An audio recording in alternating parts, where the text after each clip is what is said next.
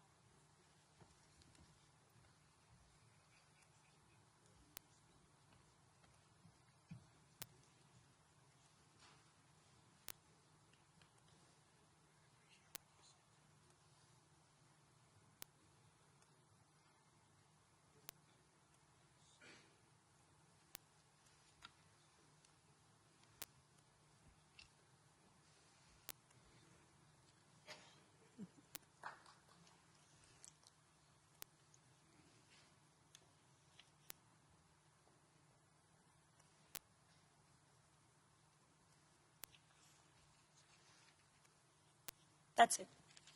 Yes. Thank you.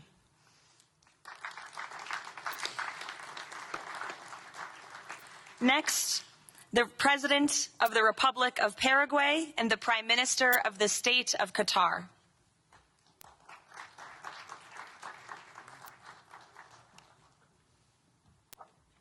Hello. How are you?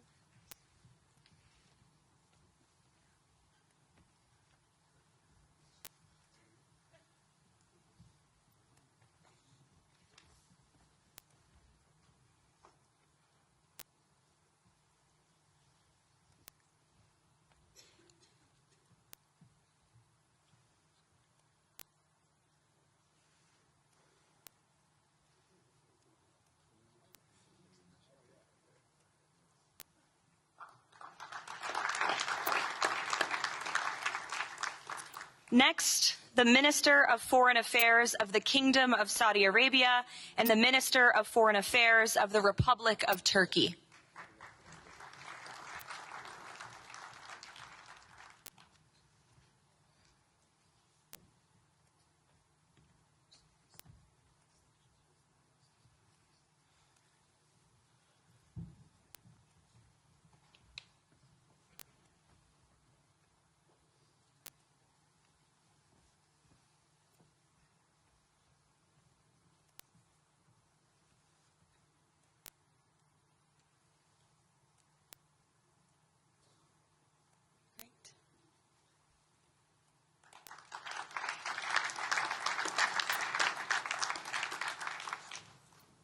Next, the Chairman of the Executive Authority Affairs of the UAE and the President of the Republic of Uzbekistan.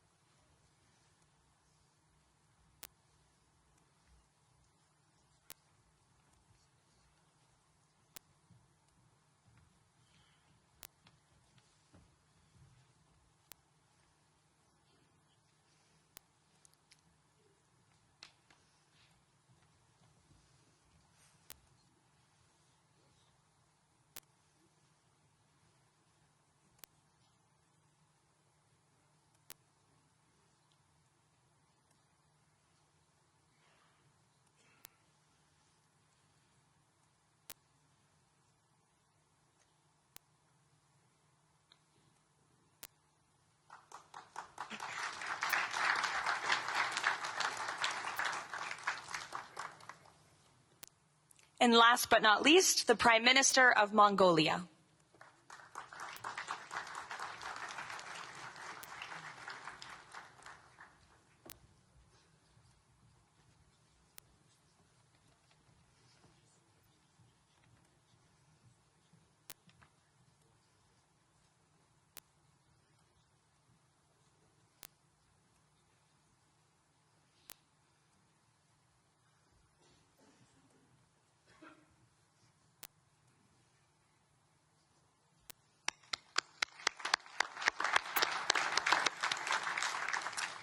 Congratulations, everyone. This concludes the signing ceremony. If President Trump and all of the Board of Peace members could please join the President around the table. The President is now going to sign the inaugural resolution that will resolve the Board of Peace's Gaza mandate per the United Nations Security Council Resolution 2803.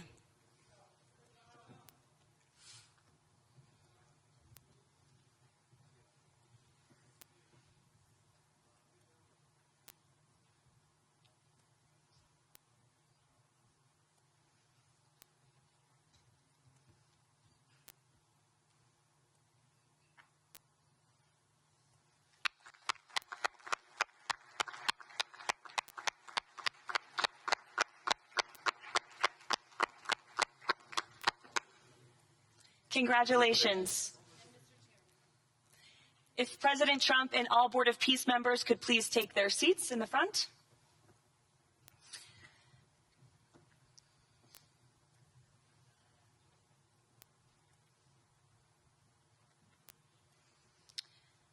Now it is my honor to introduce the United States Secretary of State Marco Rubio, who will speak about President Trump and his accomplishments. Without further ado, Secretary Rubio.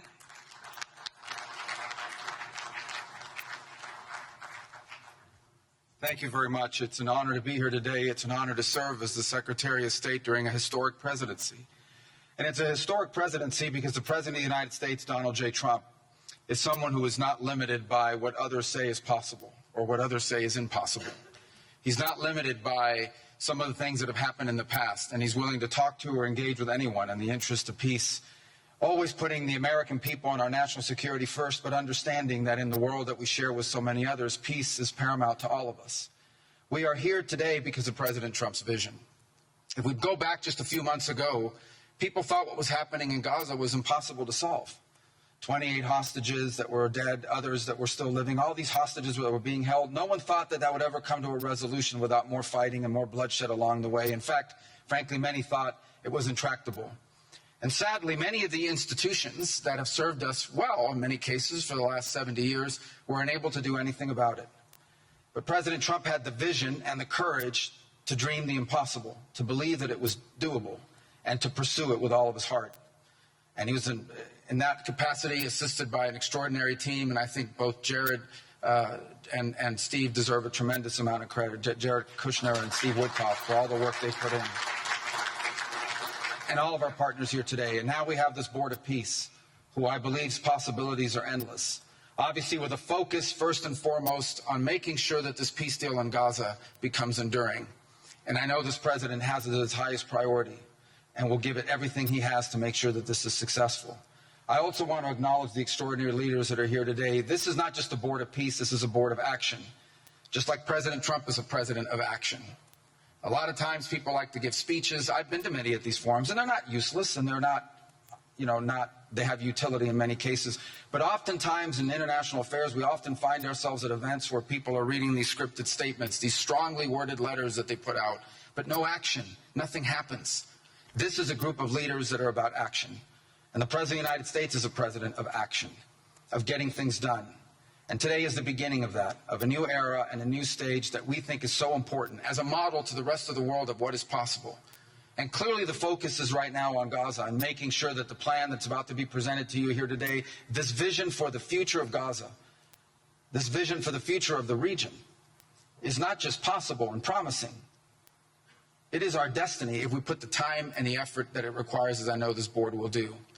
But I also think it will serve as an example of what's possible in other parts of the world. Without losing focus on what's before us now, this is what's possible for other places and other conflicts that seem impossible to solve right now. So I want to, on behalf of the United States, on behalf of the team that worked so hard on this, thank every single one of the leaders that are here today and all of the countries that have committed to joining, and many others who are going to join. You know, others either are not in town today or they have to go through some procedure internally in their own country because of constitutional limitations. But others will join. Many want to be a part of this effort because it is going to be a successful effort. And you see it reflected here today among countries of different backgrounds from different parts of the world, majority Christian some, majority Muslim others, who've come together. In fact, former adversaries who have joined here as part of this Board of Peace. And all was possible, and I want to acknowledge this again, because of the vision and the drive of the President of the United States. So thank you all for joining us here today. We appreciate it very much.